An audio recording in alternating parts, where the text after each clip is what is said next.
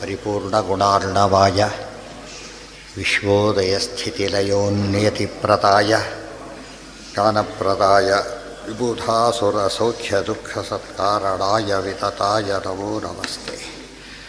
ನಾರಾಯಣಂ ಸುರಗುರುಂ ಜಗದೇಕನಾಥಂ ಭಕ್ತಪ್ರಿಯಂ ಸಕಲಲೋಕನಮಸ್ಕೃತಂಚ ತ್ರೈಗುಣ್ಯವರ್ಜಿತಮಜಂ ಬಹುಮಾದ್ಯಮೀಶಂ ವಂದೇ ಭವಘ್ನಮರಾಸುರಸಿದ್ಧವಂದ್ಯಂ.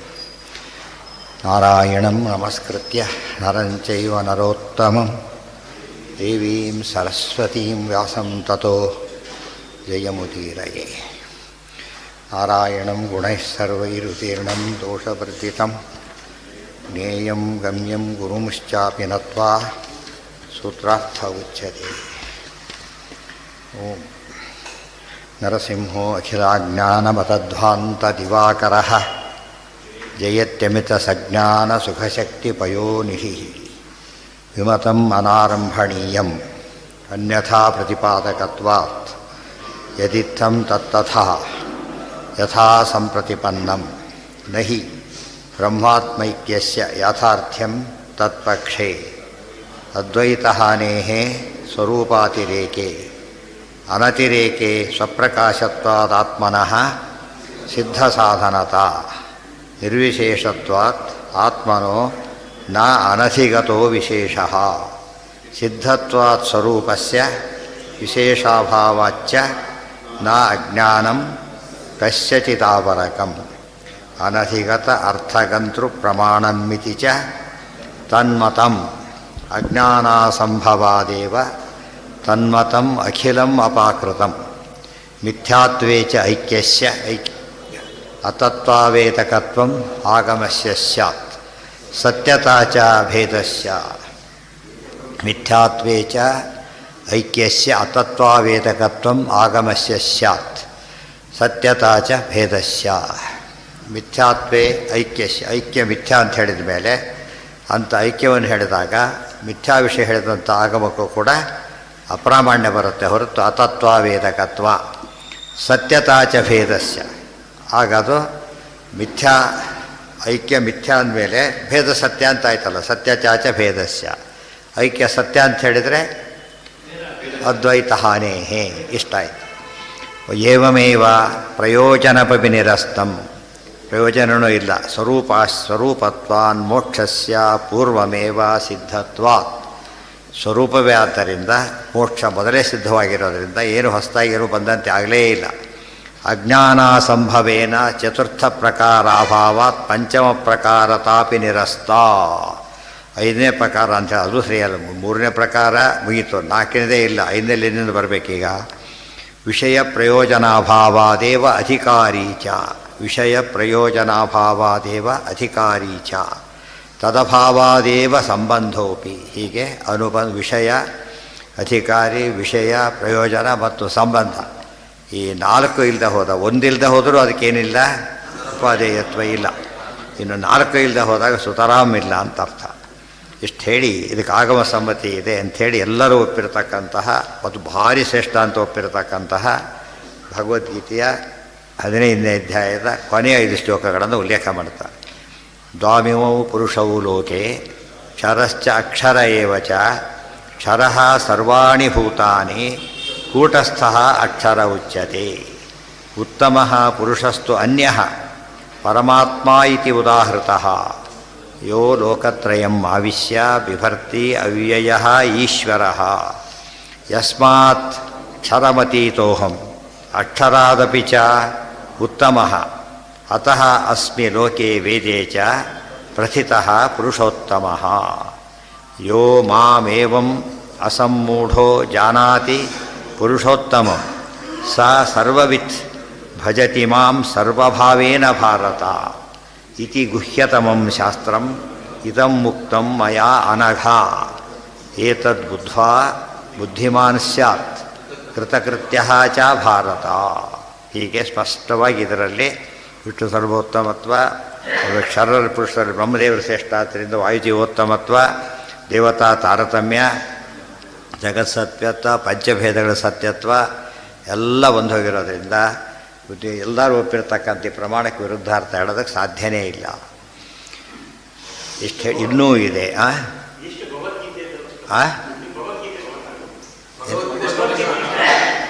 ಹೌದ್ರೆ 15 ಅಧ್ಯಾಯದ ಕೊನೆ 5 ಶ್ಲೋಕ ಅಂತ ಹೇಳಿದೆಯಲ್ಲ. ಇಂದ್ರಿಯ ಆಚಾರ್ಯ ಹೆಸರೇ ಹೇಳಲಿಲ್ಲ. ಯಾಕೆ ಅಂತ ಕೇಳಿದರೆ ಅಲ್ಲಿ ಪ್ರಸಿದ್ಧವಾದ್ರಿಂದ ಹೇಳಿಲ್ಲ. ಎಲ್ಲರಿಗೂ ಗೊತ್ತಿರೋದನ್ನು ಹೇಳಬೇಕು, ಮತ್ತೆ ಬೇರೆ ಕಾರಣ ಕೊಡಬೇಕಾಗಿಲ್ಲ. ಅಡುಗೆ ಮನೆ ಅಂತೆ ಅಂತ, ಯಾರ ಮನೆ ಅಡುಗೆ ಮನೆ ಅಂತ ಪ್ರಶ್ನೆ ಬರೋದಿಲ್ಲ. ನೀವು ಒಬ್ಬರು ಇರೋದು ಹೌದು, ಆದರೆ ಹೇಳಬೇಕಾದ್ದಿಲ್ಲ. ಹಾಗೆ ಸಿದ್ಧ ಸಾಧನ ಆರು ಮತ್ತೆ ಕೊಟೇಶನ್ ಕೊಟ್ಟರೆ ಹೇಳಿದ್ದೇ ಹೇಳಿದಾಗ ಅಷ್ಟು ಪ್ರಸಿದ್ಧವಾದ್ದನ್ನು ಹೇಳಿದರೆ ಅದು ಹೇಳಿದ್ದೇ ಹೇಳಿದಂತೆ ಆಗತ್ತೆ. ಈಗ ಇದಾಯಿತು. ಆದರೆ ನಮಗೆ ಪೌರುಷೇಯ ಆಯಿತು. ಅಪೌರುಷೇಯ ಹೇಳ್ತಾರೆ ಅಂದರೆ ಅಪೌರುಷೇಯ ಹೇಳ್ತಾರೆ. ಇದಿಷ್ಟು ಭಗವದ್ಗೀತಾ ಯಾವ ಗುಂಪಿನಲ್ಲಿ ಬರುತ್ತೆ? ಪೌರುಷೇಯ. ಅದು ಭಾರಿ ಶ್ರೇಷ್ಠ, ವೇದಗಳಿಗಿಂತ ಶ್ರೇಷ್ಠವಾದರೂ ಕೂಡ ಯಾವ ಗುಂಪಿಗೆ ಬರುತ್ತೆ? ಪೌರುಷೇಯ. ಆದರೆ ಅಪೌರುಷೇಯದಲ್ಲಿ ಅದನ್ನು ಹೇಳಿ ಅಂತ ಕೇಳಿ ಅಪೌರುಷೇಯ ಕೊಟ್ಟು ಮಾಡ್ತಾರೆ. ಕಾಠಕೋಪನಿಷತ್ತಿನ ಮಾತು ಹೇಳ್ತಾರೆ. ಕಠೋಪನಿಷತ್ತು ಕಾಠಕೋಪನಿಷತ್ತು ಎರಡು ಒಂದೇ. ಇಂದ್ರಿಯೇಭ್ಯ ಪರಾಹ್ಯರ್ಥಾ.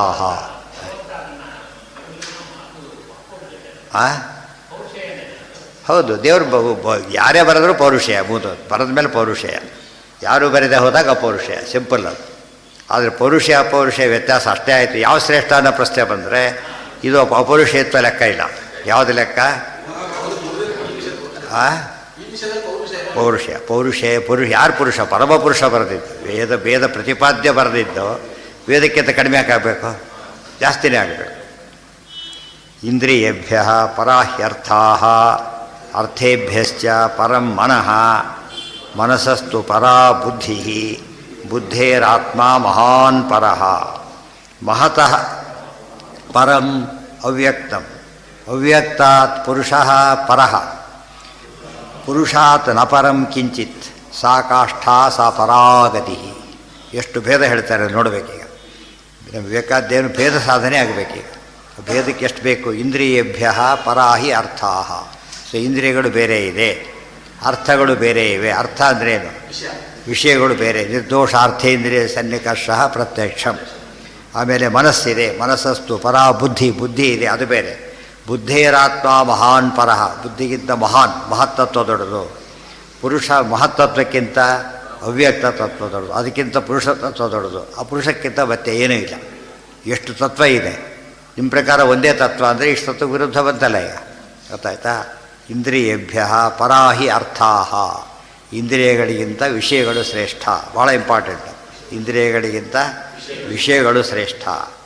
ಏನಾಯಿತು? ಎಲ್ಲ ಹೋಗ್ತಿದ್ದ ಒಳ್ಳೆ ಸಂಗೀತ ಕೇಳಿಸ್ಕೊಂಡು ಗೊತ್ತಾ? ತಕ್ಷಣ ಏನಾಯಿತು? ಹಾಗೆ ನಿಂತುಬಿಟ್ಟ. ಏನಾಯ್ತು? ಇಂದ್ರಿಯ ಏನಾಯ್ತು? ಈಗ ಎಳೀತು. ವಿಷಯ ದೊಡ್ಡದೋ ಇಂದ್ರಿಯ ದೊಡ್ಡದೋ? ಈಗ ವಿಷಯ ದೊಡ್ಡದು. ಅರ್ಥ ಆಯ್ತಾ? ಈಗ ಇದು ಅರ್ಥ ಮಾಡಿಕೊಂಡ್ರೆ ಯಾವುದೋ ಸ್ಪರ್ಶ, ಹಿತವಾದ ಸ್ಪರ್ಶ, ಅದು ಬೀಳಕ್ಕಾಗ್ತಾ ಇಲ್ಲ. ಅದೇ ಮಾತ್ರ ಸ್ಪರ್ಶ ಅಸ್ತು ಕೌಂತೆಯ. ಅದೇ ರೀತಿಯೇ ವಾಯು, ಒಳ್ಳೆ ಸುಗಂಧ, ಇನ್ನೂ ಹಾಗೇ ಇರಬೇಕು ಅಂತ ಅನಿಸುತ್ತೆ. ಅದು ಎಳಿತಾ ಇದೆ. ಅಂದರೆ ಇಂದ್ರಿಯಗಳಿಗಿಂತ ಅರ್ಥ ಶ್ರೇಷ್ಠ. ಆಮೇಲೆ ಅರ್ಥಾತ್ ಅರ್ಥೇಭ್ಯ ಚ ಪರಂ ಮನಃ. ಅರ್ಥಗಳಿಗಿಂತ ಯಾವ್ದು ದೊಡ್ಡದು? ಮನಸ್ಸು ದೊಡ್ಡದು. ಅವ್ರು ಏನು ಮಾಡಿದೆ? ಈಗ ಎಲ್ಲ ಹೋಗಿ ಪರೀಕ್ಷೆಗೆ ಹೋಗಬೇಕಾಗಿದೆ. ಸುಗಂಧ ನೋಡ್ತಾ ಮುಂದೆ ಹೊರಟುಬಿಟ್ಟ. ಈಗ ಮನಸ್ಸು ಆ ಕಡೆ ಹೇಳುತ್ತೆ. ಈಗ ಸೊ ಮನಸ್ಸು ಯಾವುದನ್ನು ಕಂಟ್ರೋಲ್ ಮಾಡುತ್ತೆ? ಈಗ ಇಂದ್ರಿಯಗಳ ವಿಷಯಗಳಂತೆ ಹೋಗದಂತೆ ಕಂಟ್ರೋಲ್ ಮಾಡ್ತಾ ಇದ್ದರಿಂದಾಗಿನ ಅರ್ಥಗಳಿಗಿಂತ ಯಾವ್ದು ದೊಡ್ಡದು? ಈಗ ಮನಸ್ಸು ದೊಡ್ಡದು. ಸರಿಯಾಗಿ ನೋಡಿ ತಾರತಮ್ಯ ಹೇಗಿದೆ. ಇನ್ನೊಂದು ರೀತಿಯ ತಾರತಮ್ಯ ಇದೆ. ಅನೇಕ ರೀತಿಯ ತಾರತಮ್ಯ, ಗಚ್ಚ ತಾರತಮ್ಯ, ಗುಣ ತಾರತಮ್ಯ, ಅನೇಕ ತಾರತಮ್ಯ. ಇದೊಂದು ರೀತಿಯ ತಾರತಮ್ಯ. ಇಂದ್ರಿಯಗಳಿಂದ ಯಾವ ಶ್ರೇಷ್ಠ? ಅರ್ಥಗಳು ಶ್ರೇಷ್ಠ. ಅರ್ಥಗಳಿಗಿಂತ ಯಾವುದು ಶ್ರೇಷ್ಠ? ಮನಸ್ಸು ಶ್ರೇಷ್ಠ. ಅದಕ್ಕೆ ಮನಸ್ಸು ಸರಿ ಇದ್ದರೆ ಕೆಟ್ಟ ವಿಷಯದ ಬಗ್ಗೆ ಇಂದ್ರಿಯಗಳು ಹೋಗೋದಂತೆ ತಡ್ಕೊಳಕ್ಕೆ ಬರುತ್ತೆ. ಅದೇ ಮನಸ್ಸು. ಮನಯೇವ ಮನುಷ್ಯಾಣಂ ಕಾರಣಂ ಬಂಧ ಮೋಕ್ಷಯೋ. ಮುಂದೆ ಮನಸ್ಸಿಂದ ಯಾವ್ದು ದೊಡ್ಡದು? ಬುದ್ಧಿ ದೊಡ್ಡದು. ಮನಸ್ಸಸ್ತು ಪರಾಬುದ್ಧಿ. ಪರಾಬುದ್ಧಿ ಭಾರಿ ಶ್ರೇಷ್ಠವಾದದ್ದು ಯಾವುದು? ಬುದ್ಧಿ ಶ್ರೇಷ್ಠ. ಬುದ್ಧಿನೇ ಇಲ್ಲ. ಯಾವ್ದು ಗೊತ್ತು, ಯಾವುದು ಹೆಚ್ಚು ಕಡಿಮೆ ಗೊತ್ತೇ ಆಗ್ತಾ ಇಲ್ಲ ಅವನಿಗೆ. ಸೊ ಮನಸ್ಸಿನ ಕಂಪಾರ್ಟ್ಮೆಂಟೇ ಅದು. ಬಟ್ ಏನದು? ತಲೆ ದೇಹದ ಭಾಗನೇ. ಮತ್ತು ಏನಂತ ಹೆಸರು ಅದಕ್ಕೆ? ಉತ್ತಮಾಂಗ ಅಂತ ಹೆಸರು. ಹಾಗೆ ಅದ್ರ ಪಾರ್ಟ್ ಆಗಿದ್ದರೂ ಕೂಡ ಮನಸ್ಸೇನು? ಗೀತೆ 15ನೇ ಅಧ್ಯಾಯ ಭಗವದ್ಗೀತೆಯ ಪಾರ್ಟೆ. ಮತ್ತೆ ಶ್ರೇಷ್ಠ ಅಂತ ಕರಿತೀವಲ್ಲ ಹಾಗೆ. ಬೆಣ್ಣೆ ಎಂಬುದು ಬಸರಿನ ಪಾರ್ಟೆ. ಅದು ಬಂದಾಗ ಅದು ಬೇರೆ ರೀತಿ ತಗೊಳ್ಳುತ್ತೆ. ಆ ರೀತಿಯಲ್ಲಿ ಶ್ರೇಷ್ಠ.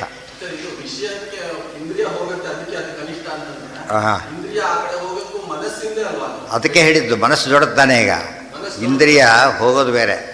ಉದಾಹರಣೆ ಮನಸ್ಸಿದೆ, ಇಂದ್ರಿಯ ಮೂಲಕ ಎರಡು ಕೆಲಸ ಮಾಡುತ್ತೆ. ವಸ್ತು ನೋಡಿಸುತ್ತೆ. ಅದು ನೋಡೋದು ಸಾಕ್ಷಿ, ಮನಸ್ಸು ನೋಡೋದಲ್ಲ, ಸಾಕ್ಷಿ ನೋಡುತ್ತೆ. ಇದು ಸ್ಪೆಕ್ಸ್ ಇದ್ದಾಗ ಅಷ್ಟೇ. ಆದರೆ ಎಫೆಕ್ಟ್ ಗೊತ್ತಾದಾಗ ಏನಾಯ್ತು, ಈಗ ಇದು ವಸ್ತು ಭಾರಿ ಚೆನ್ನಾಗಿತ್ತು, ಮನಸ್ಸು ಆ ಕಡೆ ಹೋಯಿತು. ಮನಸ್ಸು ಹೋಯ್ತು ಅದು ಇಂದ್ರಿಯ ಹೋಯ್ತು ಅಂದ್ರೆ ಅರ್ಥನೇ, ಆ ಕಡೆ ಹೋಯ್ತು. ಈಗ ಆದರೆ ಮನಸ್ಸನ್ನು ಕಂಟ್ರೋಲ್ ಮಾಡೋಕ್ಕೆ, ಮನಸ್ಸಿಂದ ಏನು ಮಾಡೋಕ್ಕೆ ಬರುತ್ತೆ, ಮತ್ತೆ ಏನಂತೀವಿ ಅದಕ್ಕೆ, ಪ್ರತ್ಯಾಹಾರ. ಪ್ರತ್ಯಾಹಾರ ವಿತರಣಾ ಇಲ್ಲ, ವಾಪಸ್ ತೊಗೊಳೋದಕ್ಕೆ ಬರುತ್ತೆ. ಆ ಕಡೆ ಬಿಡ್ಲಕ್ಕೂ ಬರುತ್ತೆ. ಒಳ್ಳೆಯ ವಿಷಯದ ಬಗ್ಗೆ ಮನಸ್ಸನ್ನು ಕಳಿಸ್ಲಿಕ್ಕೂ ಬರುತ್ತೆ, ಕೆಟ್ಟ ವಿಷಯದಿಂದ ವಾಪಸ್ ತೊಗೊಳೋದಕ್ಕೂ ಬರುತ್ತೆ. ಸೊ ಮನಸ್ಸು ದೊಡ್ಡದೀಗ. ಮನಸ್ಸು ಸರಿ ಇದ್ದರೆ ಅವಾಗೇನು ಮಾಡೋಕ್ಕೆ ಬರುತ್ತೆ, ಕೆಟ್ಟ ವಿಷಯದ ಕಡೆಗೆ ಹೋಗೋದಂತೆ ನೋಡ್ಕೊಳ್ಳೋಕೆ ಬರುತ್ತೆ ಇಂದ್ರಿಯಗಳನ್ನು.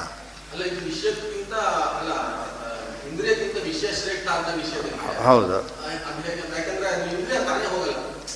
ಇರ್ಬೋದು, ಬಟ್ ಅದು ಇಂದ್ರಿಯ ಇಲ್ಲಿ ಇಂದ್ರಿಯ ಅಂತ ಹೇಳ್ತೇವೆ. ಆ ಇಂದ್ರಿಯ ಹೋಗುತ್ತೆ ಅಂದರೆ ಅರ್ಥ ಏನು, ಇಂದ್ರಿಯಕ್ಕೆ ಆಪ್ಯಾಯಮಾನ ಆಯಿತು. ಆ ದೃಷ್ಟಿಯಲ್ಲಿ ಮನಸ್ಸು ಅದ್ರ ಮೂಲಕ ಎಂಜಾಯ್ ಮಾಡಿತ್ತು. ಮತ್ತು ಲೋಟ ಬಾಯಲ್ಲಿ ಇಟ್ಕೊಂಡಿದ್ದಾರೆ, ಲೋಟ ಬಾಯಲ್ಲಿ ಇಟ್ಕೊಂಡಿಲ್ಲ, ಅದು ಹಾಲು ಇರೋ ಇಟ್ಕೊಂಡಿದ್ದಾರೆ ಬಾಯಲ್ಲಿ. ಆ ಇಂದ್ರಿಯ ವಿಷಯ ಇದೆಯಲ್ಲ, ಅದು ತನ್ನದೇ ಆದ ಅಸ್ತಿತ್ವ ಇದೆ. ಅದು ಚೆನ್ನಾಗಿದ್ದರೆ ಏನಿದೆ, ಅದಕ್ಕೀಗ ಎಳೆಯೋ ಶಕ್ತಿ ಇದೆ, ಎಳೆಯೋ ಶಕ್ತಿ ಇದೆ. ಹೋದಂತೆ ನೋಡ್ಕೊಳ್ಳೋ ಶಕ್ತಿ ಮನಸ್ಸಿಗಿದೆ. ಮನಸ್ಸು ಕಡಿಮೆ ಆಗಿಬಿಟ್ಟು ಅದೇ ಜಾಸ್ತಿ ಆದರೆ ಆ ಕಡೆ ವಾಪಸ್ ಬರ್ಲಿಕ್ಕಾಗಲ್ಲ. ಅದಕ್ಕೆ ಹೇಳಿತಾ ಮನಸ್ಸನ್ನು ಕಂಟ್ರೋಲ್ ಮಾಡೋ ಮನಸ್ಸಿಗೆ ಬುದ್ಧಿ ಬೇಕು. ಏನು ಬುದ್ಧಿ ಬೇಕದು, ಇದು ಒಳ್ಳೆಯದು ಕೆಟ್ಟದ್ದು ಹೇಳೋದಕ್ಕೆ ಬೇಕದು. ನೋಡು ಪರೀಕ್ಷೆ ಇದೆ, ನೋಡ್ತಾನೆ ಬೇಡ ಅಂತ ಹೇಳುತ್ತದು. ಪರೀಕ್ಷೆ ಇವತ್ತು ಮತ್ತೆ ನೋಡ್ಬೋದು, ನಾಳೆ ಪರೀಕ್ಷೆ ಮತ್ತೆ ಬರೋದಿಲ್ಲ ಅಂತ ಹೇಳುತ್ತೆ. ಅದು ಬುದ್ಧಿ. ಅದು ಬುದ್ಧಿ ಅಂದರೆ ಏನರ್ಥ, ಸಾರ ವಿವೇಕ. ಯಾವುದು ಸರಿ, ಅವ್ರ ಬುದ್ಧಿ ಇಲ್ಲ, ಏನೋ ಹೇಳಿ ಏನೋ ತಂದುಬಿಟ್ಟ ಅಂತ ಹೇಳೋದಿಲ್ಲ. ಹೇಳಿದ್ದೇ ಒಂದು ತಂದು ಬುದ್ಧಿ ಇಲ್ಲ ಅಂತ ಬೈತ, ಮನಸ್ಸಿಲ್ಲ ಅಂತ ಹೇಳಿದ್ರೆ ಬುದ್ಧಿ ಇಲ್ಲ ಅವನಿಗೆ. ಅರ್ಥ ಆಯ್ತಾ? ಆದ್ದರಿಂದ ಬುದ್ಧಿ ಕಂಪಾರ್ಟ್ಮೆಂಟ್ ಇನ್ನೂ ದೊಡ್ಡದು. ಅದಕ್ಕಿಂತ ದೊಡ್ಡದು ಯಾವುದು ಅಂದರೆ ಬುದ್ಧೇರಾತ್ಮ ಮಹಾನ್ ಪರಹ, ಅದು ಮಹತ್ತತ್ವ. ಮಹತ್ತತ್ವ ಅದಕ್ಕಿಂತ ಭಾರಿ ದೊಡ್ಡದು.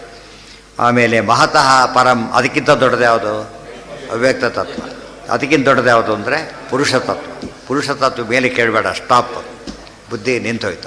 ಅದ್ರ ಮೇಲೆ ಮತ್ತೊಂದಿಲ್ಲ. ಲಕ್ಷ್ಮೀ ಸಮಂತತೋಪಿ ವಿಕಲಯನ್ ನೈವೇಶಿತು ಸ್ಥೇ ಸಮಂ ಪಶ್ಯಾನ್. ಎಂಡ್. ಒಳ್ಳೆಯ ತಾರತಮ್ಯ ಜ್ಞಾನ ಇತ್ತು. ಆಚಾರ್ಯ ಮತ್ತೆ ಹೇಳ್ತಾರೆ, ಇಷ್ಟು ಬರೆದುಬಿಟ್ಟು ಕಾಟಕೋಪನಿಷತ್ತಲ್ಲಿ ವಿಶೇಷ ಭಾಷ್ಯವನ್ನೇ ಬರೀತಾರೆ. ಅದು ಇಲ್ಲಿ ಉಪನಿಷತ್ ಕೋಟ್ ಮಾಡಿದರು, ಅಲ್ಲಿ ಭಾಷ್ಯದಲ್ಲಿ ಹೇಳ್ತಾರೆ, ಇಲ್ಲಿ ಇಂದ್ರಿಯಗಳು ಶ್ರೇಷ್ಠ ಅಂದರೆ ಇಂದ್ರಿಯಾಭಿಮಾನಿ ದೇವತೆಗಳು ಶ್ರೇಷ್ಠ ಅಂತ ಅರ್ಥ. ಇಂದ್ರಿಯಾಭಿಮಾನಿ ದೇವತೆಗಳಿಗಿಂತ ಯಾರು ಶ್ರೇಷ್ಠ, ಅರ್ಥಾಭಿಮಾನಿ ದೇವತೆಗಳು ಶ್ರೇಷ್ಠ. ಅರ್ಥಾಭಿಮಾನಿ ದೇವತೆಗಳಿಗಿಂತ ಇದು ಯಾವುದಿದು, ಅಭಿಮಾನಿ ಉಪದೇಶ ನ್ಯಾಯ ಮೃತಬ್ರವೀತ್ ಹೇಳಲಿಲ್ಲ ಅಲ್ಲೀಗ. ವಿಶೇಷ ಅನುಗತಿಭ್ಯಾಮ್ ಮಣ್ಣು ಮಾತಾಡಿತು, ಮಣ್ಣಲ್ಲ, ಮಣ್ಣಿನ ಅಭಿಮಾನಿ ದೇವತೆ ಮಾತಾಡಿದ್ದು. ಚೇರ್ ಹೇಳುತ್ತೆ, ಚೇರ್ಮನ್ ಹೇಳ್ತಾನೆ. ಆ ಅರ್ಥದಲ್ಲಿ ಇಂದ್ರಿಯಗಳಿಗಿಂತ ಇಂದ್ರಿಯ ಅಭಿಮಾನಿ ದೇವತೆಗಳಿಗಿಂತ ಯಾರು ಶ್ರೇಷ್ಠ, ಅರ್ಥಾಭಿಮಾನಿಗಳು ಶ್ರೇಷ್ಠ. ಅರ್ಥಾಭಿಮಾನಿ ದೇವತೆಗಳಿಗಿಂತ ಯಾರು ಶ್ರೇಷ್ಠ, ಮನಸ್ಸು ಶ್ರೇಷ್ಠ. ಮನಸ್ಸಿಗಿಂತ ಯಾರು ಶ್ರೇಷ್ಠ, ಬುದ್ಧಿಭಿಮಾನಿ ದೇವತೆಗಳು ಶ್ರೇಷ್ಠ. ಎಲ್ಲ ಬರ್ತಾ ಹೋಗೋದು ಸಿಂಪಲ್ಲಾಗಿ. ಅದಕ್ಕಿಂತ ಯಾರು ಶ್ರೇಷ್ಠ, ಮಹತ್ತತ್ವಾಭಿಮಾನಿಗಳು ಶ್ರೇಷ್ಠ. ಅದಕ್ಕಿಂತ ಅವ್ಯಕ್ತ ತತ್ವಾಭಿಮಾನಿ ಶ್ರೇಷ್ಠ. ಅದಕ್ಕಿಂತ ಪುರುಷ ಶ್ರೇಷ್ಠ. ಮತ್ತು ಇಂದ್ರಿಯಾಭಿಮಾನಿ ದೇವತೆಗಳು ಯಾರು ಹಾಗಿದ್ರೆ ಅಂತ ಪ್ರಶ್ನೆ ಬಂದು, ಯಾರ್ಯಾರು ಸೂರ್ಯಾದಿಗಳ ಇಂದ್ರಿಯಾಭಿಮಾನಿ ದೇವತೆಗಳು. ಸೂರ್ಯ ಚಂದ್ರ ದಿಗ್ದೇವತೆಗಳು ಎಲ್ಲ ಯಾವುದಕ್ಕೆ ಸೇರ್ತಾರೆ, ಇಂದ್ರಿಯಾಭಿಮಾನಿ. ಇಂದ್ರಿಯಗಳು ಎರಡು, ಮತ್ತೆ ಜ್ಞಾನೇಂದ್ರಿಯ ಕರ್ಮೇಂದ್ರಿಯ. ಅದರಲ್ಲಿ ಯಾವ ಶ್ರೇಷ್ಠ, ಮತ್ತು ಜ್ಞಾನೇಂದ್ರಿಯ ಶ್ರೇಷ್ಠ. ಜ್ಞಾನ ಇದ್ರೇ ಕರ್ಮ ಮಾಡ್ಲಿಕ್ಕೆ ಬರೋದು. ಕರ್ಮೇಂದ್ರಿಯಗಳಿಗಿಂತ ಜ್ಞಾನೇಂದ್ರಿಯ ಶ್ರೇಷ್ಠ. ಅಂದರೆ ಕರ್ಮೇಂದ್ರಿಯ ಅಭಿಮಾನಿ ದೇವತೆಗಳಿಗಿಂತ ಜ್ಞಾನ ದೇವತೆಗಳು ಶ್ರೇಷ್ಠ. ಅದಕ್ಕಿಂತ ಏನು ಕಣ್ಣಿಗೆ, ಅದಕ್ಕೆ ಕಣ್ಣು ಸರಿಯಾಗಿರ್ಬೇಕು, ಸೂರ್ಯನಿರಬೇಕು. ಮನಸ್ಸಸ್ತು ಪರಾಬುದ್ಧಿ. ಆಮೇಲೆ ಅರ್ಥಗಳಿವೆ.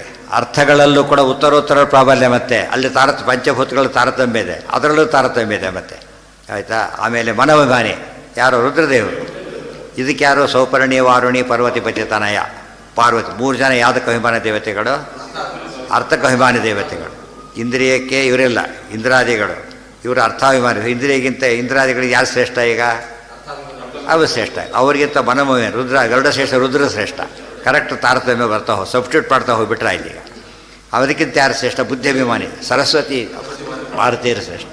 ಅದಕ್ಕೆ ಮಹತ್ತತ್ವ ಯಾರು ಶ್ರೇಷ್ಠ, ಅವ್ರಿಗೆ ಅವ್ಯಕ್ತ ತತ್ವ ಯಾರು ಶ್ರೇಷ್ಠ, ಮಹಾಲಕ್ಷ್ಮಿ. ಅವರಿಗಿಂತ ನಾರಾಯಣ. ಸಿಂಪಲ್ ತತ್ವಾಭಿಮಾನಿ ದೇವತೆ ಇದೆ. ತತ್ವನ್ಯಾಸ ಮಾತ್ರಕಾನ್ಯಾಸದಲ್ಲಿ ಆ ಚಿಂತನೆ ಗೊತ್ತಾಗುತ್ತೆ. ತತ್ವಾಭಿಮಾನಿಗಳು ಯಾರು ಅಂತ ಸ್ಪಷ್ಟ ಗೊತ್ತಾದಾಗ ತಾರತಮ್ಯ ಎಲ್ಲ ಗೊತ್ತಾಗುತ್ತೆ. ಇಲ್ಲದೆ ಹೋದ ಎಲ್ಲ ಒಂದೇ ಅಂದುಬಿಟ್ರೆ ಹಾಗಿದ್ರೆ ಎಫೆಕ್ಟ್ ಆಗ್ತಿರಬಾರ್ದಾಗಿತ್ತು.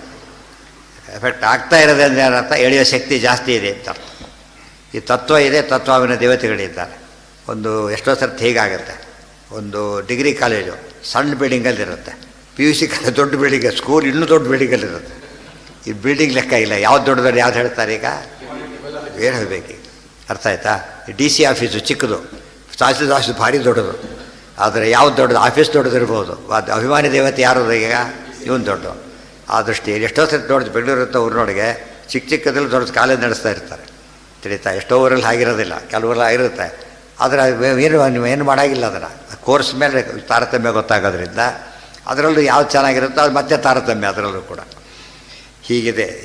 ಇಂದ್ರಿಯೇಭ್ಯ ಪರ ಹ್ಯರ್ಥಾ ಅರ್ಥೇಭ್ಯ ಚ ಪರಂ ಮನಃ, ಮನಸ್ಸಸ್ತು ಪರಾ ಬುದ್ಧಿ, ಬುದ್ಧೇರಾತ್ಮ ಮಹಾನ್ ಪರ. ವೆಹಿಕಲ್ ಇದೆ, ಈ ಕಡೆ ಸುಮ್ಮನೆ ಕೂತಿರುತ್ತೆ, ಏನು ಹೋಗಲ್ಲ. ಆ ಕಡೆ ಡ್ರೈವರ್ಗೆ ಹೇಳ್ತಾರೆ, ಆ ಕಡೆ ಹೋಗುತ್ತೆ ವೆಹಿಕಲ್. ಅದೇ ತಿರುಗಿಬಿಟ್ರೆ ಗತಿ ಏನು ಈ ಮತ್ತೆ ಅದು ಒಂದು ಸರ್ತಿ ಎಲ್ಲ ಕಡೆ ಏನೋ ತಿರುಗ್ತಾವ್ರೆ ಪಜಿತ ಆಗುತ್ತಾಗ. ಸೊ ಡ್ರೈವರ್ಗೆ ಹೇಳಿಬಿಟ್ರೆ ಏನಾಗುತ್ತಾಗ, ಸ್ಟಾಪ್, ನಿಲ್ಲಿಸ್ಬಿಡ್ತಾರೆ, ಸ್ಟಾಲ್ಟ್ ಹೋಗ್ತಾರೆ. ತಾನು ಹೇಳಿ ಕಲ್ಲು ಹೊಡೆದು ನಿಲ್ಸಕ್ಕೆ ಹೋದರೆ, ಬಂಡೆಗಾಗಿ ನಿಲ್ಸಕ್ಕೆ ಹೋದರೆ ತಪ್ಪದು. ಆ ತತ್ವ ಜಡ ಪದಾರ್ಥಗಳನ್ನ ಯಾವಾಗ ಕಂಟ್ರೋಲ್ ಮಾಡ್ಬೇಕಾದ್ರೆ ಏನು ಮಾಡಬೇಕು, ಅಭಿಮಾನಿ ದೇವತೆಗಳನ್ನು ನಾವು ಕನ್ಸರ್ನ್ ಮಾಡಿ. ಇಲ್ಲೇ ಆದರೆ ಅಭಿಮಾನಿ ವ್ಯಕ್ತಿ, ಅಧಿಕಾರಿ ಅಂತೀವಿ ನಾವು, ಅಧಿಕಾರಿ. ಅಲ್ಲಿ ದೇವತೆಗಳು, ತತ್ವಾಭಿಮಾನಿ ದೇವತೆಗಳ ಅಧಿಕಾರಿಗಳವರೆಲ್ಲ ಕೂಡ ಅವರ ಮೂಲಕ ಸಾಧ್ಯ. ಮನಸ್ಸೆಲ್ಲೋ ಹೋಗ್ತಾ ಇದೆ, ಹೃದಯವನ್ನು ಪ್ರಾರ್ಥನೆ ಮಾಡಿಕೊಂಡ, ಸರಿ ಹೋಯ್ತಾಗ.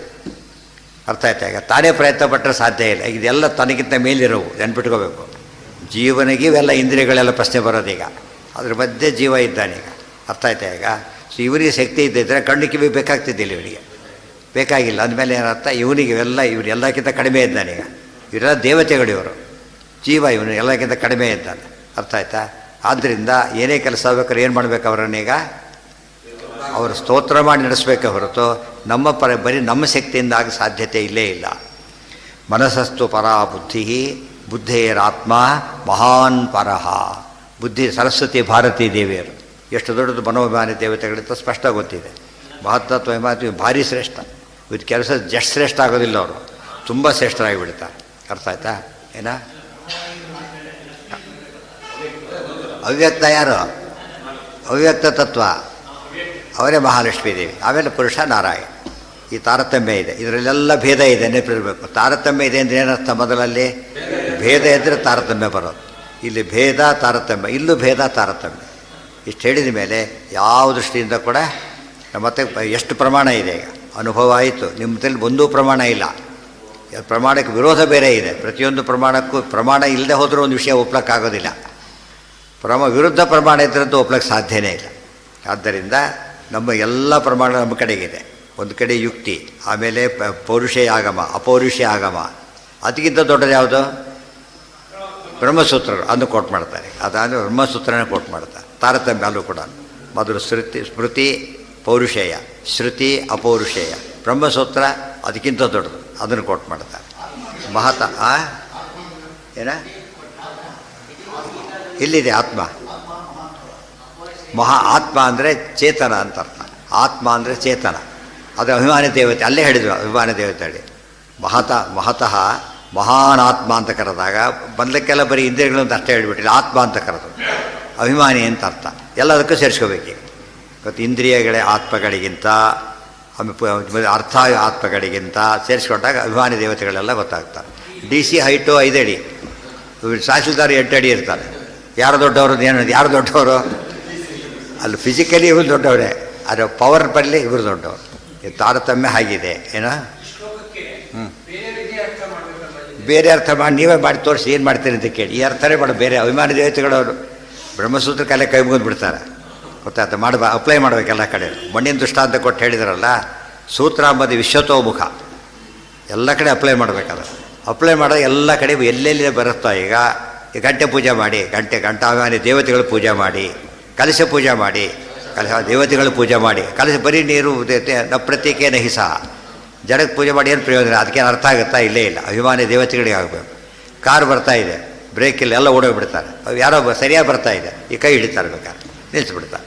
ಕೈ ಮುಟ್ಕೊಂಡೇ ಬಿಟ್ಬೇಕಾಗಿಲ್ಲ ಅದನ್ನು, ರಿಮೋಟ್ ಹೀಗಂದ್ರೆ ಸಾಕು. ಏನಾಗುತ್ತೆ? ನಿಲ್ಲಿಸ್ಬಿಟ್ಟು. ಯಾರಿಗೆ ಗೊತ್ತಾಯ್ತದು? ಅಭಿಮಾನಿ ದೇವತೆ ಗೊತ್ತಾಯ್ತು. ಇದು ಅರ್ಥ ಮಾಡ್ಕೊಂಡು ವೆರಿ ಸಿಂಪಲ್. ಅದು ಶ್ರುತಿ ಯಾವುದು? ಏನಿದೆ? ಪೂರ್ತಿ ಇಲ್ಲ, ಅದು ಸ್ವಲ್ಪ ಇದೆ. ಇಂದ್ರಿಯಭ್ಯ ಪರಹ್ಯರ್ಥ ಅರ್ಥೇಭ್ಯಶ್ಚ ಪರಂ ಮನಃ ಮನಸ್ಸಸ್ತು ಪರಾ ಬುದ್ಧಿ ಏ ಬುದ್ಧೇ ಪರತಸ್ಥಃ. ಕಟ್ ಮಾಡಿಬಿಟ್ಟಿದ. ಅದು ಆಚಾರ್ಯ ಏನು ಮಾಡಿ ಉದಾಹರಣೆ ಎರಡೈತಿ ಹೇಳಕ್ಕೆ ಬರೋದು. ಮೈಸೂರಿಗೆ ಹೋಗಬೇಕು, ರಾಮನಗರ, ಚನ್ನಪಟ್ಟಣ, ಮದ್ದೂರು ಎಲ್ಲ ಹೇಳ್ಬೋದು. ಆಮೇಲೆ ಮದ್ದೂರು ಬೆಂಗಳೂರು ಹೇಳ್ಬಿಡೋದು, ಯಾವುದು ಮೈಸೂರು ಹೇಳ್ಬಿಡ್ಬೋದು. ಉದ್ದೇಶ ಎಷ್ಟು ಬೇಕೋ ಅಷ್ಟು ಹೇಳ್ತಾರೆ. ಅದು ಮಾಡಿ ಉಳಿದೆಲ್ಲ ಬಿಟ್ಟುಬಿಟ್ರಿ ಅಲ್ಲ, ಅದು ಹೇಳಿದ ಮೇಲೆ ಬಂದೋಯ್ತು ಅಂತ ಅರ್ಥ. ಡೀಟೇಲ್ ಹೇಳ್ಬೇಕಾದ್ರೆ ಹೇಳ್ತಾರೆ. ಕೆಲಸದ ಬಸ್ಗಳೆಲ್ಲ ಮೊದಲೆಲ್ಲ ನಾನು ಬರೀ ಫುಲ್ ಸ್ಟಾಪ್ ಬಸ್ಗಳೇ, ಪ್ರತಿ ಊರಿಗೂ ನಿಂತು ಹೋಗೋದು, ಪ್ರತಿ ಊರು ಹೇಳ್ತಾರೆ. ಆಮೇಲೆ ಒಂದು ಸ್ಟಾಪು, ಎರಡು ಸ್ಟಾಪ್ ಇದ್ದಾಗ ಅಷ್ಟು ಮಾತ್ರ ಹೇಳ್ತಾರೆ. ನಾನು ಸ್ಟಾಪ್ ಇದ್ದಾಗ ನೆಕ್ಸ್ಟ್ ಎಲ್ಲೂ ಇಲ್ಲ, ಅಲ್ಲೇ ನೆಕ್ಸ್ಟ್ ರೂಟಲ್ಲಿ ಹೋಗ್ತೇನೆ, ನಿಲ್ಲಿಸೋದಿಲ್ಲ ಅಂತಾರಲ್ಲ ಹಾಗೆ. ಅದು ವಿವೇಚನೆ. ಅದು ಆ ದೃಷ್ಟಿಯಲ್ಲಿ ಯಾವ ಸಮಸ್ಯೆನೂ ಬರೋದಿಲ್ಲ. ಅಭಿಮಾನಿ ದೇವತೆಗಳ ಕಾನ್ಸೆಪ್ಟ್ ನಾವು ನಿತ್ಯದಲ್ಲಿ ಮರ್ತೇ ಬಿಡ್ತೀವಿ ಸಾಮಾನ್ಯ. ನಾವು ಎಲ್ಲ ಜಡ ಪದಾರ್ಥ, ಹೂವು, ದೇವ್ರಿಗೆ ಹೂವು ಹಾಕೋದಷ್ಟೇ. ಪುಷ್ಪಾಭಿಮಾನಿ ದೇವತೆಗಳು ದೇವರಿಗೆ ಸೇವಕರಾಗಿದ್ದಾರೆ. ಆ ಚಿತ್ರ ತುಳಸಿ, ಮಹಾಲಕ್ಷ್ಮಿ, ಅದು ಸಹ ಬರೀ ಅದು ಇದಲ್ಲ, ಬರೀ ಸಸ್ಯ ಪದಾರ್ಥ ತಿಳ್ಕೊಂಡ್ರೆ ಹೋಯ್ತು ಅಲ್ಲಿಗೆ. ಮತ್ತು ಸೈನ್ಸ್ ಪ್ರಕಾರ ಕೂಡ ಸಸ್ಯಕ್ಕೇನಿದೆ, ಜೀವ ಇದೆ. ಅದು ಸರಿ, ಇದು ಸರಿ. ಅದು ಬಿಟ್ಟುಬಿಟ್ಟಾಗ ಎಲ್ಲ ಕೆಟ್ಟೋಗುತ್ತೆ. ಲೌಕಿಕದಲ್ಲಿ ನಮಗೆ ಅಭಿಮಾನಿ ದೇವತೆ ಅರ್ಥ ಆಗ್ತದೆ, ಅಭಿಮಾನಿ ದೈತ್ಯರು ಅರ್ಥ ಆಗ್ತದೆ. ಆದರೆ ಅದರಲ್ಲಿ ಮಾತ್ರ ಬರ್ತೇ ಬಿಡ್ತಾರಲ್ಲ. ಅದು ಒಂದು ಸರ್ತಿ ಬ್ರಹ್ಮಸೂತ್ರದಲ್ಲಿ ಹೇಳಿದರೆ ಅರ್ಥ ಮಾಡ್ಕೊಂಡ ಮೇಲೆ ಯಾವುದೇ ತತ್ವದ ಪ್ರಸಂಗ ಬಂದಾಗ ಇಮ್ಮಿಡಿಯೇಟ್ಲಿ ಯಾವುದಕ್ಕೆ ಕನ್ವರ್ಟ್ ಮಾಡಬೇಕು, ಅದನ್ನು ಅಭಿಮಾನಿ ದೇವತೆಗಳ ತಗೊಳ್ಬೇಕು. ಅದು ಆಗ ಸಾಧನೆ ಆಗುತ್ತೆ. ಅದು ಸಾಧನೆ ಆಗೋದೇ ಇಲ್ಲ. ಯಾವುದು? ಹೌದು, ಅರ್ಥ ಜಡನೇ. ಅಭಿಮಾನಿ ದೇವತೆಗಳು ಚೇತನ. ಇವು ಟೇಬಲ್ ಇದು ಜಡ, ಇದು ಗೊತ್ತಾಯ್ತು. ಕಣ್ಣು ನೋಡ್ತಾ ಇದೆ, ಈಗ ಪುಸ್ತಕ ಜಡ ನೋಡ್ತಾ ಇದೆ. ಅರ್ಥಾಭಿಮಾನಿ ಹೇಗಾಗ್ತಾರೆ? ಯಾವುದಕ್ಕೆ? ಹೌದು, ಅದಕ್ಕೆ ಇಂದ್ರಾದಿಗಳು ಕಡಿಮೆ. ಸೌಪರ್ಣಿ, ವಾರಣಿ, ಅವ್ರ ಮೇಲಿದ್ದಾರಲ್ಲ, ಕರೆಕ್ಟಾಗೇ ಇದೆ ಅದು. ಅದೆಲ್ಲ ಡೀಟೇಲ್ ಆಚಾರ್ಯರು ಕೋಟ್ ಮಾಡಿದ್ದಾರೆ ಅದರೊಳಗೆ. ಯಾವುದ್ರೊಳಗೆ? ಬ್ರಹ್ಮಸೂತ್ರ ಇದು ಕಾಠಕ ಭಾಷೆ ಫುಲ್ ಕೋಟ್ ಮಾಡಿದ. ಯಾವ್ಯಾವುದಕ್ಕೆ ಯಾರ್ಯಾರು ಅಂತ ಹೇಳಿಬಿಟ್ಟು ಫುಲ್ ಹಾಕಿದ್ದಾರೆ. ಯಾವ ಸಂಶಯಕ್ಕೂ ಅವಕಾಶನೇ ಇಲ್ಲ. ಹಾಂ, ಹೌದು. ಇಲ್ಲೇನಾಗಿದೆ, ಬರೀ ಜಡಕ್ಕೆ ತಾರತಮ್ಯನೇ ಇಲ್ಲ. ಬರೀ ಜಡ ಇಲ್ಲೇ ಇಲ್ಲ. ಅಭಿಮಾನಿ ದೇವತೆ ಬಂದ ತಕ್ಷಣ ಹೇಳಿದ್ದೆ. ಇವತ್ತು ಹೇಳಿ ಬಿಲ್ಡಿಂಗ್ ಎಕ್ಸಾಂಪಲ್ ಕೊಡಲಿಲ್ಲ. ಈಗ DC ಬಿಲ್ಡಿಂಗ್ ಚಿಕ್ಕದು, ಇದು ತಹಸೀಲ್ದಾರ್ ಭಾರಿ ದೊಡ್ಡದು, ಭಾರಿ ದೊಡ್ಡ 3-4 ವರ್ಷ ದೊಡ್ಡದಿದೆ. ಆದರೆ ಇದೇ ದೊಡ್ಡದು. ಅಭಿಮಾನಿ ದೇವತೆಗಳ ಮೇಲೆ ವಸ್ತು ದೊಡ್ಡದು ಚಿಕ್ಕದ ಗೊತ್ತಾಗುತ್ತೆ. ಜಡ ಪದಾರ್ಥಕ್ಕೆ ತಮ್ಮಷ್ಟಿ ತಾವೇನಿಲ್ಲ. ಬರೀ ಇದನ್ನು ಹೇಳ್ಬೋದು, ಫಿಸಿಕಲ್ ಹೇಳ್ಬೋದು, ಅದಕ್ಕೆ ಬೇರೆ ಯೋಗ್ಯತೆ ಇಲ್ಲ. ಅಭಿಮಾನಿ ದೇವತೆಗಳಿಂದಲೇ ಯೋಗ್ಯತೆ ಬರೋ ಶುರುವಾಗ. ಹೂವು, ಇದು ದೇವ್ರಿಗೆ ಹಾಕಿದ್ದು ಹೂವು, ನೋಡೋ ರೀತಿ ಬೇರೆ ಆಗೋಯ್ತು. ಇದು ಅಂಗಡಿಯಿಂದ ಅವ್ರು ಯಾರೋ ಮುಡ್ಕೊಂಡು ಹೋಗೋ ಒಂದು ಬಿಸಾಕ್ಬಿಡು ಅಂತ ಹೇಳ್ತಾರೆ. ಗೊತ್ತಾಯ್ತಾ? ಆ ಹೂವು ಇದಕ್ಕೆ ಚೆನ್ನಾಗಿ ಕಾಣಿಸುತ್ತೆ, ಮತ್ತು ಬೆಲೆ ಇಲ್ಲ ಅದಕ್ಕೆ. ಇಂಥವ್ರು ಹಾಕ್ಕೊಂಡು ಬಾಡಿ ಹೋಗ್ಬಿಟ್ಟಿದೆ. ಇದು ತಿರುಪತಿಗೆಲ್ಲ ಹೋಗಿರ್ತಾರೆ, ಬಹುತೇಕ 4-5 ದಿವಸ ಆಗಿರುತ್ತೆ. ಏನಾಗಿರುತ್ತೆ ಅದು? ಬಾಡಿ ಹೋಗ್ಬಿಟ್ಟಿರುತ್ತೆ. ಅದೇನು ಮಾಡ್ತಾರೆ, ಅದನ್ನು ತಲೆ ಮೇಲೆ ಹಾಕಿ. ಇದರ ಹೊಸದಲ್ಲಿ ಕೊಟ್ಟರು ಕೂಡ ಇಲ್ಲ, ಅವರು ಅಲ್ಲಿ ಕೊಟ್ಟಿದ್ದು ನಾವು ತೊಗೊಳ್ಳಲ್ಲ ಅಂತ ಹೇಳ್ಬಿಟ್ಟು. ಅಭಿಮಾನಿ ದೇವತೆಗಳು ಹೇಗೋ ಯಾರಿಗೆ ಏರಿಸಿದ್ದಾರೋ ಅವರಿಂದ ಶುರುವಾಗುತ್ತೆ. ಇಲ್ಲಿ ಪ್ರತಿಪಾದ್ಯ ದೇವತೆಗಳು ಅಭಿಮಾನಿ ದೇವತೆಗಳು ಅಂತ ಅಲ್ಲ. ಅಂತರ್ಯಾಮೀಕರಣ ಆಮೇಲೆ. ಮೊದಲು ಬರೋದು ಯಾವುದು? ನಾವು ಹೇಳಬೇಕಾದ್ರೆ ಅಭಿಮಾನಿ ನಯ, ಅಭಿಮಾನಿ ವ್ಯಪದೇಶಾತ್ ವಿಶೇಷ ಅನುಗತಿಭ್ಯಾಮ್ ಹೇಳಿದ್ದ. ಅದು ಯಾವಾಗಲೂ ಅರ್ಥ ಮಾಡ್ಕೋಬೇಕು. ಆತ್ಮ 2 ಪ್ರಸಾದ ಕೊಟ್ಟರೀಗ. ಇದು ತಿರುಪತಿ ಪ್ರಸಾದ ಅಂತ ಕೊಟ್ಟರು, ಇನ್ನೊಂದು ನಮ್ಮ ಮನೆ ದೇವ್ರ ಪ್ರಸಾದ ಅಂತ ಕೊಟ್ಟರು. ಇದು ಸ್ವಲ್ಪ ಇದೆ, ಭಾರಿ ಇದೆ. ಮನೆ ದೇವ್ರ ಪ್ರಸಾದ ಇಷ್ಟಿದೆ, ಅದು ಇಷ್ಟಿದೆ. ಯಾವ್ದು ರಿಸೀವ್ ಮಾಡ್ತಾನೆ ಇವನು? ತಗೊಂಡು ತಲೆ ಮೇಲೆ ಅದನ್ನು ಹಾಕೋತಾನೆ. ಇದ್ರ ಪ್ರಯಾರಿಟಿ ಕೊಡ್ತಾನೆ. ಅದಕ್ಕೆ ಕ್ವಾಂಟಿಟಿ ಕಡಿಮೆ ಇದೆ, ಬಟ್ ಕ್ವಾಲಿಟಿ ವೈಸ್ ಸ್ವಲ್ಪ ಜಾಸ್ತಿ ಇದೆ. ಸೊ ಜಡಗಳ ಪದಾರ್ಥ ಇದೆಲ್ಲ ಜಡಗಳೇ.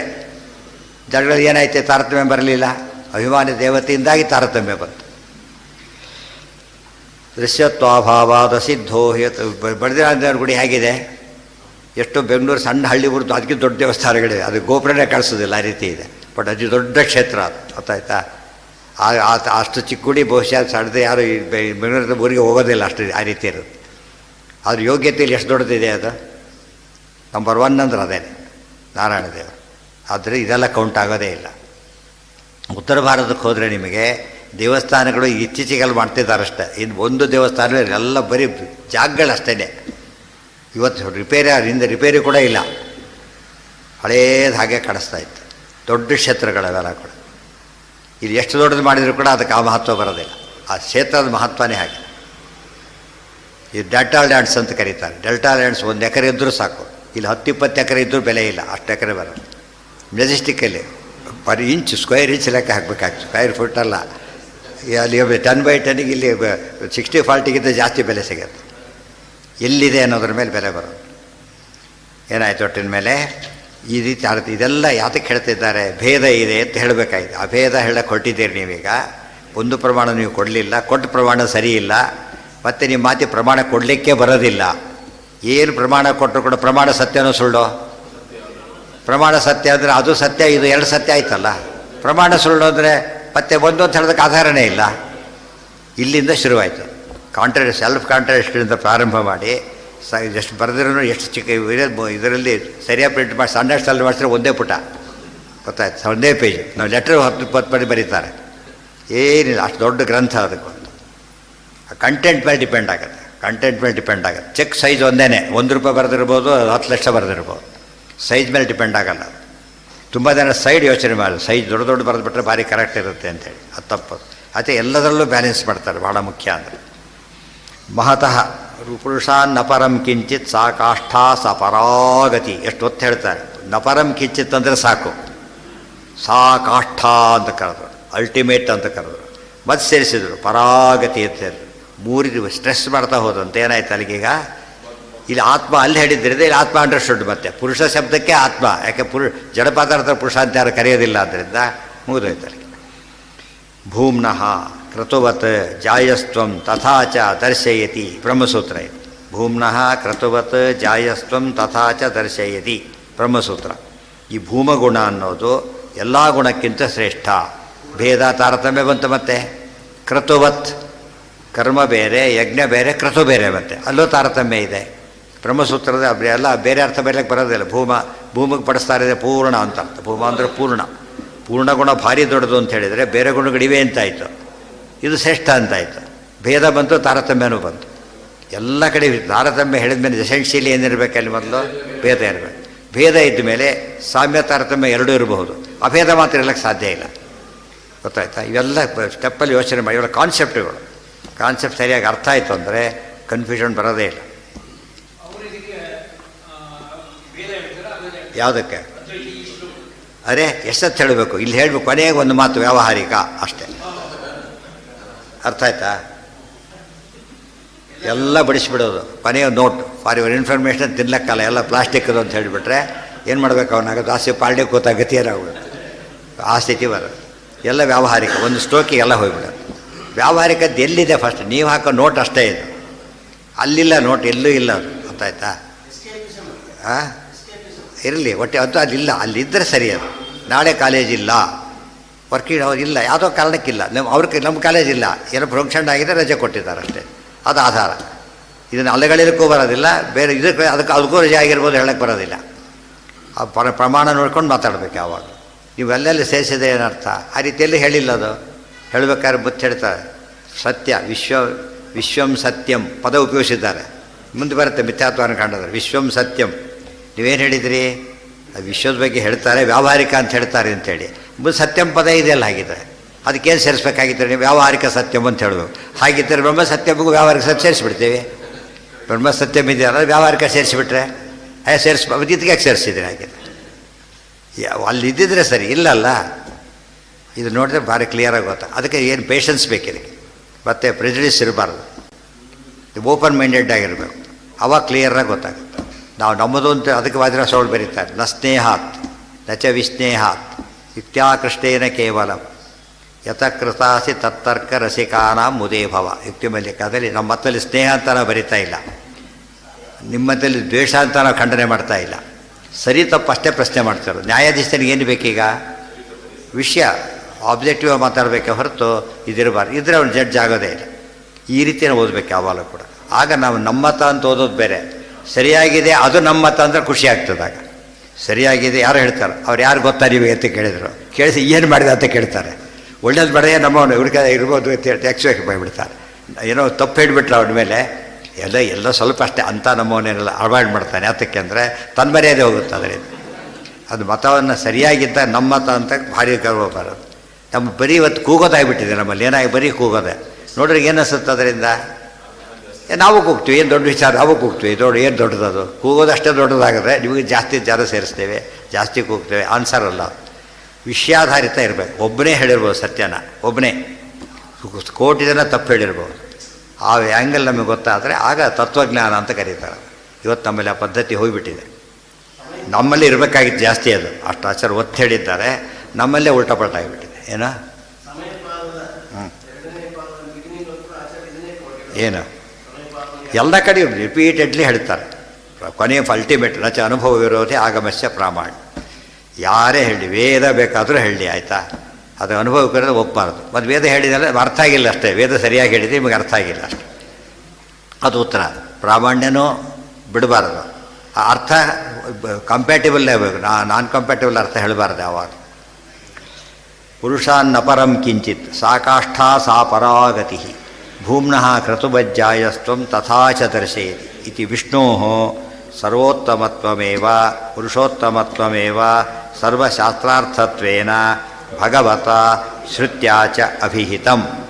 ಭಗವತ ಶ್ರುತ್ಯಾ ಚ ಅಭಿಹಿತಂ. ಭಗವತ ಕೃಷ್ಣೇನ ಅದಕ್ಕೆ, ಭಗವತ ವಾಸಿಷ್ಠ ಕೃಷ್ಣೇನ ಇದಕ್ಕೆ, ಎರಡಾಯಿತು. ಗೊತ್ತಾಯ್ತು. ಇದು ಶ್ರುತಿ. ಶ್ರುತಿ ಯಾರಿಂದ ಅಂತ ಹೇಳಬಾರ್ದು, ಶ್ರುತಿನ, ಅದು ಅಪೌರುಷೇಯ. ಇತಿ ವಿಷ್ಣು ಪುರುಷೋತ್ತಮತ್ವಮೇವ ಸರ್ವಶಾಸ್ತ್ರಾರ್ಥತ್ವೇನ ಭಗವತ ಶ್ರುತ್ಯಾ ಚ ಅಭಿಹಿತಂ ಇತಿ ಸರ್ವಜ್ಞ. ಅಲ್ಲಿ ಮುಗಿತು, ಪರಮಾಯವಾದ ಖಂಡನ ಮುಕ್ತಾಯವಾಯಿತು. ಅದು ಪೂರ್ತಿಯಾಗಿ ಯಾವುದಕ್ಕೂ ಉತ್ತರ ಕೊಡೋಕ್ಕೆ ಸಾಧ್ಯ ಇಲ್ಲ, ಪ್ರತಿಯೊಂದು ಕೂಡ ಅಲ್ಟಿಮೇಟ್ ಆ ರೀತಿ ಹೇಳಿದ್ದ. ಇತಿ ವಿಷ್ಣೋ ಪುರುಷೋತ್ತಮತ್ವಮೇವ ಸರ್ವಶಾಸ್ತ್ರಾರ್ಥತ್ವೇನ ಭಗವತ ಶ್ರುತ್ಯಾ ಚ ಅಭಿಹಿತಂ. ಅಭಿಹಿತಂ ಅಂದ್ರೇನು ಹೇಳಲ್ಪಟ್ಟಿದೆ. ಇತಿ ಸರ್ವಜ್ಞ ಮುನಿನಾ ಮಾಯಾವಾದತಮೋಖಿಲಂ ನಿರಸ್ತಂ ತತ್ವವಾದೇನ ಸತಾಂ ಸಂಶಯನುತ್ತಯೇ. ನೋಡಿ ಹಿಂದಿನ ವಾಕ್ಯ ನೋಡಿ, ಅಲ್ಲಿ ಆಗಿದೆ. ಮಾಯಾವಾದತಮೋ ವ್ಯಾಪ್ತಂ ಇತಿ ತತ್ವದೃಶ ಜಗತ್ ಭಾತಂ ಸರ್ವಜ್ಞ ಸೂರ್ಯೇಣ ಪ್ರೀತಯೇ ಶ್ರೀಪತೇ ಸದಾ. ಇಲ್ಲಿ ಇತಿ ಸರ್ವಜ್ಞ ಮುನಿನಾ, ಸೇಮ್ ಸರ್ವಜ್ಞ ಮುನಿನಾ, ಪೂರ್ಣಪ್ರಜ್ಞ ಮುನಿನಾ ಅಂತ ಅರ್ಥ. ಮಾಯಾವಾದ ತಮಃ ಅಖಿಲಂ ಜಯತ್ಯಮಿತ ಸಜ್ಞಾನ ಸುಖಶಕ್ತಿ ಪಯೋನಿಧಿ ಅಂತ ಹೇಳಬೇಕಾದ್ರೆ ಅಖಿಲ ಜ್ಞಾನ ಮತಧ್ವಾಂತ ದಿವಾಕರ ಅಂತ ಹೇಳಿದಾರಲ್ಲ, ಅದಕ್ಕಾಗಿ ಮಾಯಾವ ತಮಃ ಅಖಿಲಂ, ಕತ್ತನ್ನು ಪೂರ್ತಿ ತೆಗೆದುಹಾಕಿದ್ದೇವೆ ಅಂತ ಹೇಳ್ತಾರೆ, ರೂಟ್ ಔಟ್ ಮಾಡಿದ್ದೇವೆ. ನಿರಸ್ತಂ ತತ್ವವಾದೇನ. ಏನು ಹೇಳಿದಿರಿ ಅದಕ್ಕೆ? ನೀವು ಬರೀ ಖಂಡನೆ ಮಾಡಲಿಲ್ಲ, ತತ್ವವಾದ ಹೇಳಿದ್ದೀರ. ಮೊದಲೆಲ್ಲ ಖಂಡನೆ, ಪಾರ್ಟ್ ಬಿ ಎಲ್ಲ ತತ್ವವಾದ. ಆದ್ದರಿಂದ ತತ್ವವಾದೇನ ನಿರಸ್ತಂ ಅಂದರೆ ಖಂಡಿತವಾಯಿತು. ಯಾತಕ್ಕೆ ಬರೆದಿದ್ದನ ಅಂತ ಕೇಳಿದರೆ, ಎಲ್ಲರೂ ಇದನ್ನು ಒಪ್ಪಿಲ್ಲ ಅಂತ ಕೇಳಿದರೆ ಯೋಚನೆ ಇಲ್ಲ. ಸತಾಂ ಸಂಶಯನುತ್ತಯೇ, ಸತಾಂ ಸಂಶಯನುತ್ತಯೇ, ಸಜ್ಜನಿಗೆ ಬರೋ ಸಂಶಯ ಹೋಗು. ಆದ್ದರಿಂದ ಯಾವುದೇ ಆಚಾರ್ಯರು ಇಷ್ಟು ಹೇಳಿದ್ರು ಎಷ್ಟೋ ದಿನ ಕನ್ವಿನ್ಸ್ ಮಾಡೋಕ್ಕಾಗಲಿಲ್ಲ ಅಲ್ಲ, ಕನ್ವಿನ್ಸ್ ಮಾಡಲಿಕ್ಕೆ ಇವರಿಗೆ ಯೋಗ್ಯತೆ ಇಲ್ಲ. ಉದಾಹರಣೆ, ಕಿವುಡನಿಗೆ ಎಷ್ಟು ಒದರಿದ್ರೂ ಕೇಳಿಸೋದಿಲ್ಲ. ಯಾರು ತಪ್ಪದು? ಅವನು ತಪ್ಪದು, ಇವರು ತಪ್ಪಲ್ಲ. ಅದಕ್ಕೆ ಸತಾಂ ಅಂತ ಹೇಳಿದ್ದರಿಂದ ಸಜ್ಜನರಾಗಿದ್ದರೆ ನಿಷ್ಪಕ್ಷಪಾತ ವಿಚಾರ ಮಾಡಿದರೆ ಅವ್ರ ವಿಷಯ ಅರ್ಥ ಆಗುತ್ತೆ. ಗೊತ್ತಾಯ್ತಾ? ಇಲ್ಲದೆ ನೀವು ತೋರಿಸಿದ್ರೆ ಅಪ್ರಮಾಣಿಕ, ಪ್ರಮಾಣ ವಿರುದ್ಧ ಹೇಳಬಾರ್ದು. ಸತಾಂ ಸಂಶಯನುತ್ತಯೇ. ಕೆಲವೊಂದು ಹೇಳಿ ನಮ್ಮಲ್ಲಿ ಕೆಲವು ಬರೆದವರಿದ್ದಾರೆ, ಮಧ್ವಾಚಾರ್ಯಗೆಲ್ಲರೂ ಕನ್ವಿನ್ಸ್ ಮಾಡೋಕ್ಕಾಗಲಿಲ್ಲ, ಉಳಿದವ್ರು ಏನು ಮಾಡ್ತಾರೆ? ಕನ್ವಿನ್ಸ್ ಮಾಡೋಕ್ಕಾಗಲಿ ಅಂತ ಎಲ್ಲಿ ಹೇಳಿದಾರೋ ಅವರು? ಬರೆದು ಸಜ್ಜನರು ಬರೆದಿರೋ ಮೇಲೆ ಪ್ರಶ್ನೆ. ಅವ್ರು ಆಳೋರು ಬೇರೆ, ಹೇಳೋರು ಬೇರೆ. ಹೇಳೋರ ಕೆಲಸ ಎಷ್ಟು, ಹೇಳೋ ರೂಪಕ್ಕೆ ಕೆಲಸ ಎಷ್ಟು ಹೇಳಿಬಿಟ್ಟಾಯ್ತು. ಆದರೆ ಆಳೋರ ಕೆಲಸ ಏನದು? ಇಂಪ್ಲಿಮೆಂಟ್ ಎಕ್ಸಿಕ್ಯೂಟ್ ಮಾಡಬೇಕಾದ್ರೆ ಭೀಮ ರೂಪದಿಂದ ಮಾಡಿದ್ರು ಅವರು. ಗೊತ್ತಾಯ್ತಾ? ಕೃತಿಗಿಂತ ಜಾಸ್ತಿ ಆ ಒಂದು ಕ್ವಾಲಿಟಿ ಮೇಂಟೈನ್ ಮಾಡಿದ್ರು. ಆಳೋದು ಬೇರೆ, ಇದು ಬೇರೆ. ಇಲ್ದವರೆ ಆಳೋದಾಗತ್ತೆ ಹೊರತು ಆಳೋದು ಭಾರಿ ಕಷ್ಟದ ಕೆಲಸ. ನಿರಸ್ತಂ ತತ್ವವಾದೇನ ಸತಾಂ ಸಂಶಯ ನುತ್ತಯ್ಯ. ನುತ್ತಯ್ಯ ಅಂದ್ರೇನು? ಪರಿಹಾರಕ್ಕೋಸ್ಕರ. ಸಂಶಯದ ಸಜ್ಜನಿಗೆ ಬರ್ತಕ್ಕಂಥ ಸಂಶಯವನ್ನು ಪರಿಹಾರ ಮಾಡೋದಕ್ಕೋಸ್ಕರ ಹೇಳೋದೇ ಹೊರತು ಎಲ್ಲರೂ ಕನ್ವರ್ಟ್ ಮಾಡಿ, ನಮ್ಮಲ್ಲಿ ಕನ್ವರ್ಷನ್ ಕಾನ್ಸೆಪ್ಟ್ ಇಲ್ಲ. ಅವ್ರು ಕನ್ವಿನ್ಸ್ ಆಗಿ ಬಂದರೆ ಓಕೆ, ಅಷ್ಟೇ ಹೊರತು ನಾವು ಏನೋ ಕೊಟ್ಟು ಕನ್ವರ್ಟ್ ಮಾಡೋಕ್ಕೆ ಹೋಗಬಾರ್ದು. ಹೋದರೆ ಭಾರಿ ತಪ್ಪದು. ಅದು ಇವತ್ತು ನಡೀತಿರೋದು ಹಾಗೇನೆ. ಇಂಥ ಮತಾಂತರ ಶ್ರೇಷ್ಠ ಇದೆ. ಎಂಥ ಮತಾಂತರ ವಿಷಯ ತಿಳಿದು ಕನ್ವಿನ್ಸ್ ಆಗಿ ಬರ್ತಾನಲ್ಲ, ಅದು ಶ್ರೇಷ್ಠ. ಅದು ಬಿಟ್ಟುಬಿಟ್ಟು ಇದು ಮಾಡಿದರೆ ತಪ್ಪದು. ಅದು ಉದ್ದೇಶಪೂರ್ವಕ ಯಾವುದೋ ಆಮಿಷಗಳು ಕೊಟ್ಟುಬಿಟ್ಟು ಕನ್ವರ್ಟ್ ಮಾಡೋದು ಅಂದರೆ ಅದು ಮೋಸ, ಅನ್ಯಾಯ. ನಿರಸ್ತಂ ತತ್ವವಾದೇನ ಸತಾಂ ಸಂಶಯನುತ್ತಯೇ. ನಾಸ್ತಿ ನಾರಾಯಣ ಸಮಂ ನ ಭೂತಂ ನ ಭವಿಷ್ಯತಿ ಏತೇನ ಸತ್ಯವಾಕ್ಯೇನ ಸರ್ವಾರ್ಥಾನ್ ಸಾಧಯಾಮ್ಯಹಂ. ಮಹಾಭಾರತ ಶ್ಲೋಕ, ಅದನ್ನು ಕೋಟ್ ಮಾಡ್ತಾರೆ, ಮಹಾಭಾರತದ್ದು. ಅದನ್ನು ಕೋಟ್ ಮಾಡ್ತಾರೆ. ನಾಸ್ತಿ ನಾರಾಯಣ ಸಮಂ ನಾ ಭೂತಂ ನಾ ಭವಿಷ್ಯತಿ. ನಾರಾಯಣ ಸಮಂ, ನಾರಾಯಣ ಸಮನಾದ ವಸ್ತು, ನಾ ಭೂತಂ ಹಿಂದೆ ಆಗಿಲ್ಲ, ಆಮೇಲೆ ನಾ ಭವಿಷ್ಯತಿ, ನಾ ಭವಿಷ್ಯತಿ ಮುಂದೆ ಬರೋದಿಲ್ಲ, ನಾ ಅಸ್ತಿ ಈಗಿಲ್ಲ. ಅಸ್ತಿ ಎಂಬುದು ವರ್ತಮಾನ ಕಾಲ, ಭೂತ ಅನ್ನೋದು ಭೂತಕಾಲ, ಭವಿಷ್ಯತಿ ಅನ್ನೋದು ಭವಿಷ್ಯತ್ ಕಾಲ. ಸೊ 3 ಕಾಲದಲ್ಲೂ ಇಲ್ಲ. ಅರ್ಥ ಆಯಿತು? 3 ಕಾಲದಲ್ಲೂ ಕೂಡ ಅದೇ ಏಕೋ ನಾರಾಯಣ ಆಸಿ, ಏಕೋನೈಕಃ. ನಾರಾಯಣ ಚೇಂಜ್ ಇಲ್ಲ, ಒಬ್ಬನೇ. ಗುರುದೇವತೆಗಳು ಬದಲಾಗ್ತಾರೆ, ಪದವಿ ಬರ್ತಾರೆ ಹೋಗ್ತಾರೆ, ಹಾಗಿಲ್ಲ. ಅದಕ್ಕೆ ನಾಸ್ತಿ ನಾರಾಯಣ ಸಮಂ ನ ಭೂತಂ ನ ಭವಿಷ್ಯತಿ. ಇದು ಅಲ್ಟಿಮೇಟ್ ರಿಯಾಲಿಟಿ. ಆದ್ದರಿಂದ ಏತೇನ ಸತ್ಯವಾಕ್ಯೇನ, ಸತ್ಯವಾಕ್ಯ ಅಂದ್ರೇನು? ಸತ್ಯಂ ಮೀಮಾಂಸಾ, ಅತ್ಯಂತ ದೃಢ ವಿಚಾರ ಮಾಡಿ ಹೇಳಿದ ಮಾತೇ ಹೊರತಿದ್ದು. ಆಲೋಡ್ಯ ಸರ್ವಶಾಸ್ತ್ರಾಣಿ ವಿಚಾರ್ಯ ಚ ಪುನಃ ಪುನಃ.